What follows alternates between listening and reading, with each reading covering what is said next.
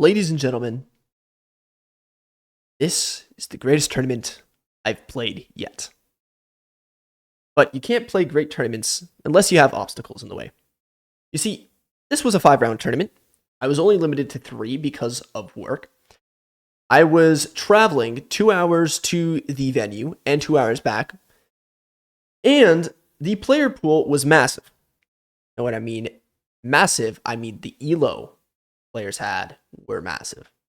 There was a candidate master and 4 other individuals with a rating of 1900 and above. This was going to be tough. I was either going to flop or be a pop. And so that's where we get into game number 1. This was in the second round. I couldn't make it to round 1 and round 4. And I'm playing against a guy who had a bye in the first round, a full point bye. This is Anthony Dwight Graham.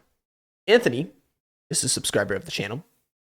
Anthony is also going to be running the new and fresh chess club in his hometown, so congratulations. And Anthony might be in the comment section, so give him a little hi and a heads up if he is watching. E4, D6, and we go into a Pirc or a Pirc's defense, however you like to say it. And we go into some sort of main line with E5, and this is what I enjoy playing. This is kind of the line I probably will go and play on a regular basis. That, or I'll play like a pawn F4 variation and do like a Hungarian attack. And after knight F to D7, I'm out of theory. In fact, this entire tournament, I was unprepared the entire time. I had no preparation on any of my opponents. I didn't even practice chess. Last serious games I had were a week ago, and I was going into this tournament like a bunch of dry bones. And so I played the only logical move, which was E takes D6, which is all part of theory, because you can't take, because that just exposes the queen, and I get to take the queen for free. But he's 1300. He's going to play that correctly. He's not going to blunder his queen. Knight F3. And then he plays the absolutely insane move, Queen B6. Now, any regular bozo, I've checked in the lead chess database that there were multiple people, in fact, over half, I think it may be 60%, just straight up played Queen D2. That just doesn't make sense when you can just sacrifice the bishop. Yeah, crazy, right? You cannot take the bishop. That is straight up a free pawn because you just win back the queen. And in this position, you should just straight up just go, takes. And I was going to be doing some calculations through that as well. But it just got funky. It just got real funky. And he played bishop F6. And then I played this absolutely horrendous move, knight D5.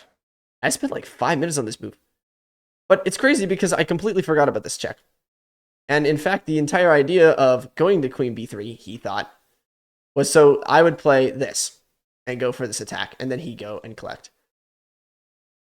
But it's crazy because of how much pressure he's under.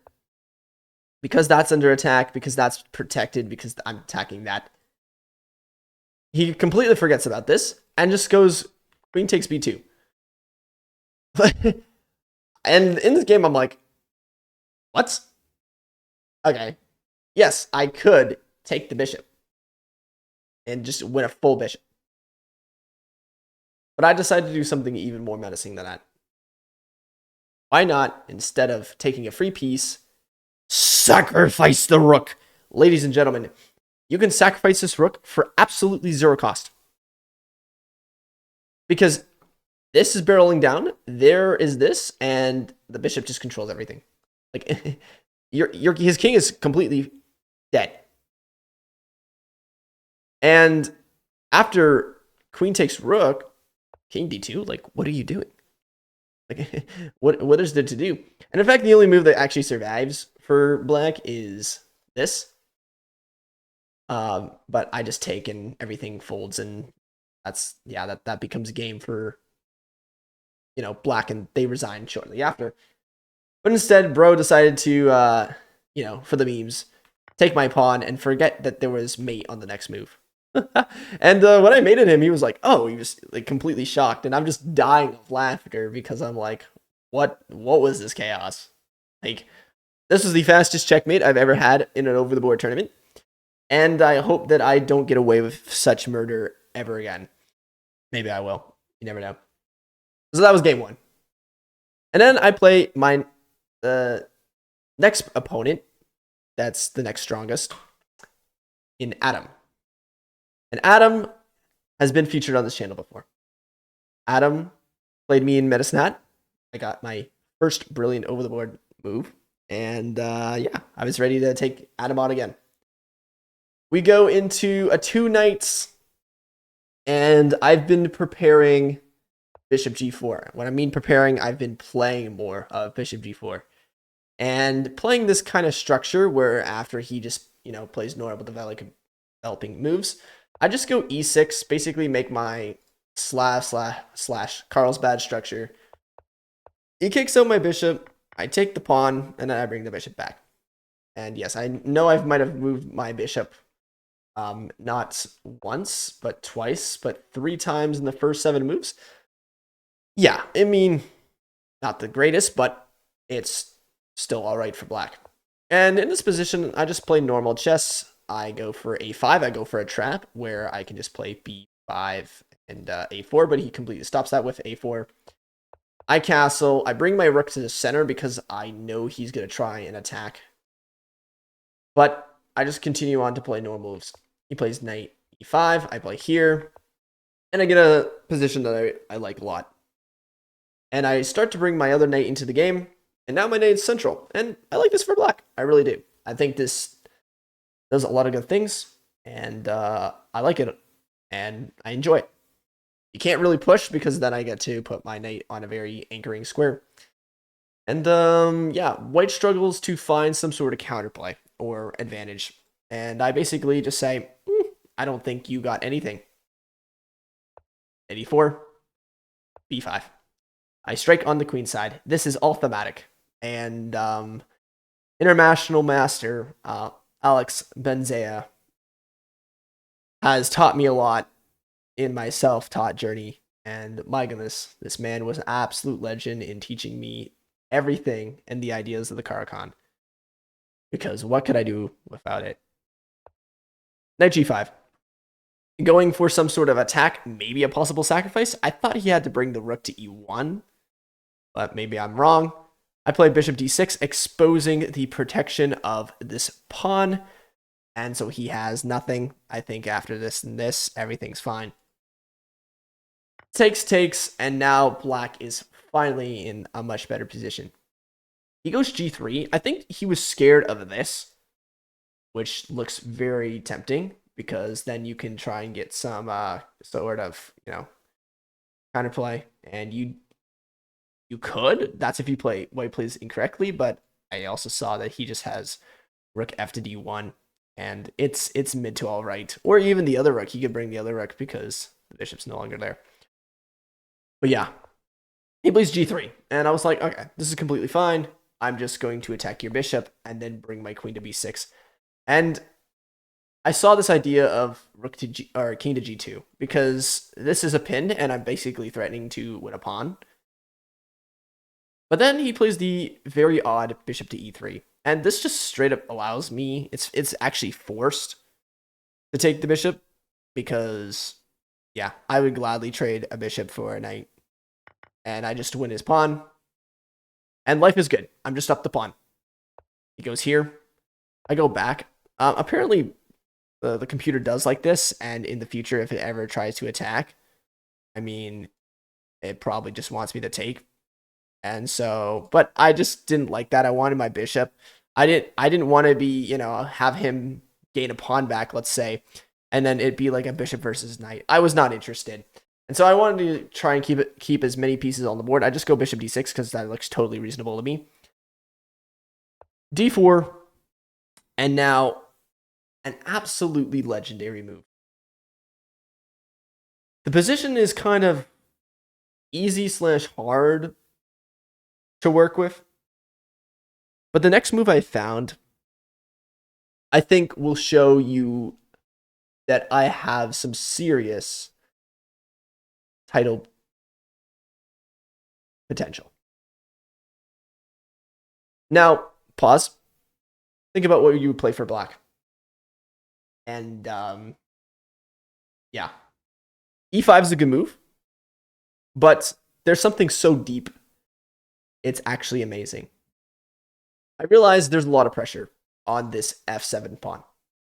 He could sack, got his knight, he's got everything bouldering down. He could also bring his other rook. And ladies and gentlemen, in this position, I felt inspired. And there was a video I saw by Gotham Chess with Magnus and his magic ability to just understand positions. And I played the absolute incredible move. Rook to a7. And oh man, when I ran this through the analysis, I felt so good. I felt so good. Because it's better than going to something like rook f8, which I don't think is great. It's all right, it's still fine, but it's not as deep as rook to a7. I mean, come on, guys. This is amazing. And white can't do much. He just goes back. I now put battery possibilities or just straight up attacking possibilities going here, and maybe bringing my queen in. And yeah, he's gotta survive. So he goes king g2. And then I realize, well, makes sense now to push e5 because I have 1, 2, 3 pieces all defending that one pawn, and I can just open the position up and be completely fine. I go here, he goes queen here, takes. And then I was like, oh, this is nice. But part of me kind of got a little bit odd, and I started rushing a little bit. And this is what I got to catch myself doing. I decided to catch myself more in the other games. But I still have lots of clock time, but I seemingly get too, trade happy. And I decided to trade the queens. Not a great idea. I just have so much pressure. I have so much of an advantage. And like I could have just gone like queen b6 and then just started pushing on the other side. I think that could have caused some damage. And I think that would have been really nice for black. And so forth. But I went queen b7. We get takes. And then he goes here. I was a little odded out. I mean, maybe he wants to play this, but it doesn't make sense after this. He can go here and I just walk back, but I really don't see some huge attack with his pawns because my pawns would just be as annoying and my pawns are more advanced. And so in this position, I had to think of one or two things. I wanted to move my knight. I knew that my rook was defending, so there was none of this shenanigans. And I was thinking maybe knight h5 or knight d5. One of the two. Pick your poison. And I decided to pick the incorrect one. And I went knight d5. That's brutal because you just go bishop e4. I completely forgot about the knight defending the bishop. But that didn't happen. And he got scared of this fork potential and this fork potential. And decided to play a move that he thought stopped both. And this is what happens when you start to lose composure. He plays king f3 and just blunders his bishop. And for me, I was like, man, that's just such a well-fought game. And now all of a sudden he blunders. And I was just a little bit disappointed. And, I win a bishop and then he just loses his knight. And I'm like thinking to myself, wow, that's crazy, dude. Like, you lost your bishop and then your knight. Like, and this is where I think it started to fail him a little bit. But don't get too cocky, Taken, because guess what? After I go here and he goes here, guess what, guys? Like, it's not as easy as you think. Because if I just bring my knight to defend the pawn, yeah, this gets problematic. And in fact, there's only one move. And that one move is to sacrifice the rook, which, yeah, just not good. Apparently this is winning because I'm just a knight and a bishop and for a rook, for 2 rooks. And this is a winning endgame apparently, but I mean, yeah, just had to watch out for that. And I think it could have gotten really bad. But I played bishop f4, stuck to the plan, took a pawn, dropped back, I'm protecting the knight and I'm attacking the rook. He goes here, and I win the pawn, and everything's good. And now it's just mate in 6. But, brought my knight back because don't want any of this. I mean, I could have just done something like, I don't know. Even bishop, does this work too? Even this. Yeah, like I could have been completely fine. I could have just checkmated on the other side of the board. But yeah, I was at the point where I was just like, getting tired. Okay, just wrap it up. Just play safe. Don't make too many mistakes. Like, you're gonna checkmate anyway. And yeah, I got this type of position where I brought my rook to the 2nd rank, and yeah, you have to sacrifice. So sacrificed, and I played rook g to g2. And in this position, Adam resigned. And so then we go 2 points out of 2 points, 2 games, 1, 0 draws, 0 losses. And ladies and gentlemen, may I introduce you to the final boss. The 1900 I was talking about. If you don't know who Isaiah is, Isaiah got 2nd in the Medicine Hat tournament. Isaiah is 2200 rapid on chess.com.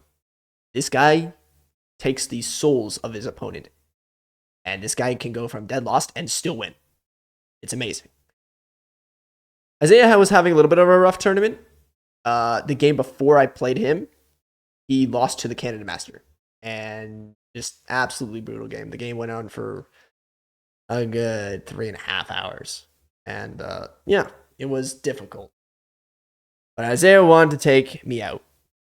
And Isaiah, being the guy he is, he was ready to absolutely take me out and play as best as he could. e4, c5. This man was going to fight.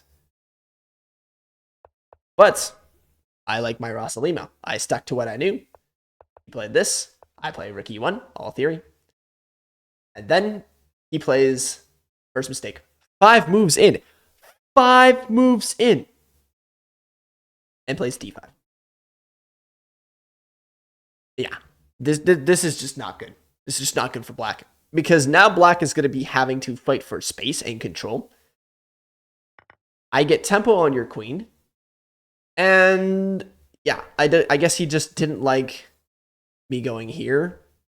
And then me attacking his piece again and all the shenanigans. And so he just wiped out my knight, trade the queens, and it goes here. And I got kind of like odded out because I was like, why didn't he just go like something like this? Like bishop g4, like you can literally double up my pawns and you'd be fine. Like develop your knight castle and everything would be great. But he plays this and I start to think, I'm like, this isn't good. I play h3 because I'm like, okay, I don't want you to take my knight. And then it just gets really weird. He long castles. And I start to look at the position. I'm like, wait a minute. Dude just hung his pawn. Like, this is a free pawn. Because if you go here, I expose your king. You move out of the way. I can check your king again. And then he moves out of the way. And then I just like, I think I just win the exchange. I can just go bishop to c7. And I'm completely winning. And that's exactly what happened. We went through that variation. And I'm just up the exchange. And he was just like, what the heck just happened? We go here. I win the exchange. Bishop back to b5. Now I'm threatening this. Like, this is not good. And so he has to bring his king up. But I can just take. You can't take once again because this is the threat. And now I just win a pawn and then go back. I'm up a rook and a pawn. Like, what? 20 moves in. And I sit back, I relax, and I tell myself, this is it. You better not mess this up, or you will be never forgiving yourself if you lose this game. You are up a rook for a bishop. You cannot fail. Bishop f5. This is where I start to calculate. I want to protect my pawn. And I thought, okay, here I get attacked. But I realized there's really no attack later after just rook e2. And that's what happened. And it was like he was just exactly doing everything that I wanted and everything I planned. And I go here. And now it's going to get crazy because I can honestly just go back, kick out his knight, and then attack his weak pawn that's here. And he can't really go here because that would just lose to horrendous traps. And yeah, so I got everything that I wanted. Knight to d6. I bring my other rook. And then he brings his bishop back. And he wants to attack me and my rooks here. But I realize, like, can I just play c4? He goes here, and I'm like, so b3. And then you can't really push the pawn because I just undoubled my pawns. But Isaiah just kept doing that. And after this, I just could play c4. I'm like, I got everything I wanted. Like, this is like a dream come true. Like, what in the world? And after this, I have a crazy move in knight d3. And now this pawn is exposed, and this is exposed, and everything is falling. And so he's like, oh, shoot. Well, I got to defend one of the pawns. Like, one of the pawns there is going, right? He goes here. I take. I'm threatening knight e6 check. And so he goes back. And I force the exchange. And so I'm like, 2 rooks for a rook and a knight. You can't mess this up. And so he plays rook d8. I play g4, attacking the knight, because now I can take your pawn. So he goes here. But don't get too greedy. Guess what? He has threats of his own. I do not want to lose a rook because I'm up the exchange. If I lose the exchange, it's going to be a draw. And so I was like, oh my gosh, just don't mess this up.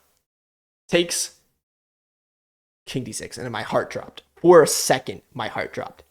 Because I thought, oh my gosh, like, this is not good. Like, what am I going to do? Like, how am I going to survive this? But then I realized, I'm like, Taken, just simplify. And I made him so mad when I moved king g2. Just absolute savagery. Like, he was virtually, like, angry with himself that he just had nothing. And the rest of the game was actually fairly simple. I think I was just, like, up, like, 6 points of material. I had, like, 4 pawns. I gave him checks. I ended up pushing my pawn. And, yeah, he can't defend it. I had rook d6. And, yeah, after rook takes, I just have takes. And, in this position, Isaiah resigned. And in the end, I was tied for 2nd place in the tournament, which is just crazy. Like, personally, I was not expecting me to win all 3 of my games and then get a point for the 2 rounds of the half buys that I had. And I was like, oh, okay. And the funny thing is that I didn't study. I didn't do any openings. I didn't do any, like, puzzles or anything. I hardly played any games. But I guess it works out. And so here, we go to look at the results, which I will show in just a quick second after I find this. But yeah, it was just crazy. Like, everything worked out. And it was great. So what were the calculations? Well, here are the results. Cannon Master Jonathan Wu won the tournament, but the 2000 got 2nd as usual. And I was just placed smack dab in the middle of third place. I mean, okay, my matchups weren't great. I played the only 1900 in the tournament who placed around like 7th place. But apparently I did all right. And I was like, hey, I made a few few minor mistakes here and there, but I did pretty good. That game against Isaiah, I think, was like around 96% accuracy. It was a perfect game. But I think I got potential, guys. I think I got potential. And if y'all are wondering what the FIDE score is, here's the FIDE calculator. I'm 1607 right now, but I think next month, because they will do the ratings and everything next month, because I still have under 30 FIDE games registered, I will get 67. 6-7. Sorry, that was points from that tournament. Absolutely insane. And yeah, you know, everything happens with a purpose. Sometimes you don't even know why you have the games you do. But yeah, it was fantastic.